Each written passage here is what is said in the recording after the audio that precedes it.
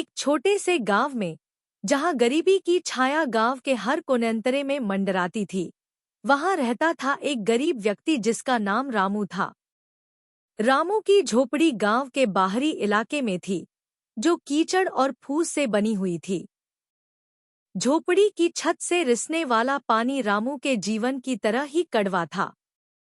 रामू एक दिहाड़ी मजदूर था जो अपनी मेहनत की कमाई से अपने और अपनी बीमार पत्नी का पेट भरता था। गांव के जमींदार के खेतों में काम करते हुए वह दिन-रात मेहनत करता था, लेकिन उसकी कमाई कभी भी उनकी जरूरतों को पूरा करने के लिए पर्याप्त नहीं होती थी।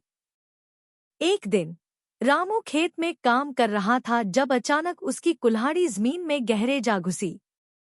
जैसे ही उसने कुल्हाड़ी को बाहर निकाला, उसकी नजर एक चमकदार पत्थर पर पड़ी जो कुल्हाड़ी के ब्लेड से चिपका हुआ था। रामू ने पत्थर को उठाया और उसकी जांच की। यह एक हीरा था, एक बड़ा और चमकदार हीरा। रामू की खुशी का कोई ठिकाना नहीं रहा। वह दौड़कर अपने गांव गया और हीरा जमींदार को दिखाया। जमींदार ने हीरे की कीमत का अनुमान लगाया और उसे रामू से खरीद लिया।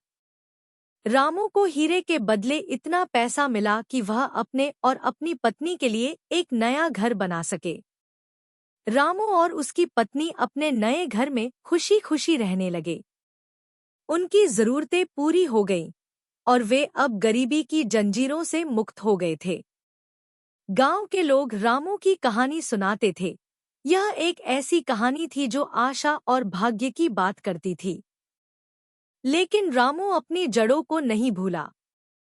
वह जानता था कि वह अभी भी गरीब लोगों में से एक था और उसने उनकी मदद करने का संकल्प लिया। And subscribe my channel for cartoon video.